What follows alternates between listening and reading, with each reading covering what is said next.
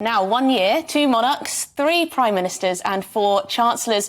The UK will probably never see the like again. Joining myself and Neil for a special political review of the most bonkers year for the UK is the Sunday Mirror's political editor Nigel Nelson and Conservative councillor and former advisor Claire Pearsall.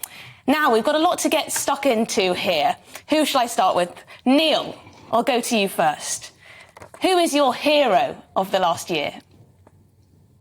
Well, my hero, really, when I was asked the question, the name that came immediately to my mind because of recent events is Andrew Bridgen. For getting up in that all but empty House of Commons and addressing the issue of the vaccine injured and the vaccine story in its entirety. Alongside, I would have to say, Christopher Chope, Christchurch and East Dorset MP, has also, and for longer, been turning a much needed spotlight on all of that. So I would say that those two together immediately sprang to mind as my heroes in a very, I have to say, a very thin field. I don't have political heroes. Fair enough. Yes, this is only political heroes, but they were very much lone voices in what they were saying there. Nigel, who is your hero of the year? Political hero. Well, I mean, Andrew Bridgen will be delighted that Neil's nominated him, but I should be saying someone like Keir Starmer, given that he's ended the year with the latest GBNews poll giving him a 26-point lead, which is extraordinary. That would mean that you're only looking at 46 Tory MPs being left if there was an election tomorrow. But my real hero of the year is Larry the Cat in Downing Street, largely because he's lasted longer than 5 prime ministers in number 10, which is pretty good going. So he has an official job. He's a civil servant. He's chief mouser to the Cabinet Office. He's kept that job longer than 4 prime ministers before him, and probably the 5th. Well, I think most of our viewers will probably prefer a sigh of relief when you said Larry the Cat rather than Mr. Keir Starmer. Claire, who's your hero? I have gone for the Right Honourable Ben Wallace MP, our Defence Secretary. I think he has done a superb job with the war in Ukraine and being out there on the front line with the troops. He just took everything within his stride, and it was quite interesting that a couple of days ago he was at the border at Heathrow Airport speaking to GB News and gave the best interview I think I've seen from a politician. He answered every single question. He did. He stayed there for probably about 10 minutes looking at the footage, and he just took his time and he was very, very honest. So whether you agree with him or not, he has been so straightforward, and I really wish he'd put his hat in the ring to be Prime Minister. Well, he is playing well with the party faithful, isn't he? He seems to always be topping the list of most popular Conservative MPs, although I saw Lee Anderson was the backbench favourite. Perhaps he can give him a run for his money. OK, so we're going to turn to our villains. Neil, do you want to tell me who your political villain is? Do you have a list as long as your arm? I'm going to keep it. I'm going to keep it as a short list and just say, for me, all of the party leaders are equal worst. Equal first place. Well, if you take your pick of the Tory leaders of the last year, Sunak at the moment, Keir Starmer, the rest of them, I won't even bother to name check them because I can't be bothered expending breath on their incompetence and their utter pointlessness. I just feel, generally speaking, for me, the political class is a waste of skins and breath, and I believe that the political climate, the political situation, the political world in Britain at the moment is all but broken, and the sooner there's something else to replace them with, the better, as far as I'm concerned. A damning summary assessment of our political class there from Neil. Nigel, who's your villain? Well, I think that the absolute disaster of the year had to be Liz Truss. Amazing that she actually made it to being Prime Minister at all. I mean, that came as a surprise to most of the Tory MPs. So the villains of the piece here are the Tory party members who voted her into office.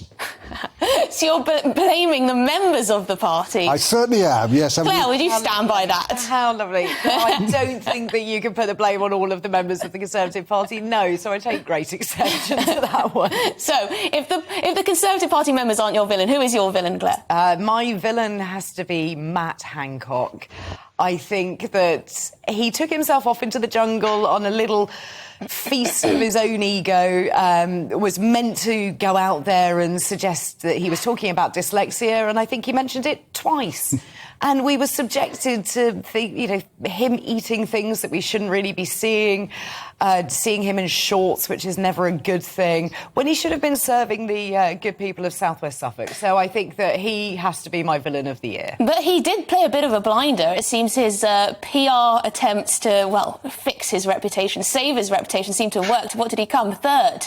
I can't believe he came third in the jungle. Very, very short-lived, because since he's been back, I think he thought he would be in demand, and I think his star has faded somewhat. Yes, I think there was a piece reporting that he's found a television agent, so who knows, we'll see him hosting a show, I don't think here at GBNews. I can't see that happening next year, that's for sure. Neil, so we're going to move on to funniest moments. What was the funniest moment of the year? I have to keep in a general theme. I have to go to comedy of the darkest sort, which I would say is seeing Sunak and Hunt given the top jobs when nobody voted for them, nobody wanted for them. The jokes on us.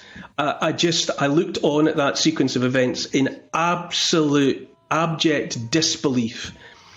First of all, when I had to watch the grim spectacle of Jeremy Hunt walking into Downing Street and in there to take on the role of Chancellor, how that happened, I dread to think what dark arts were applied there.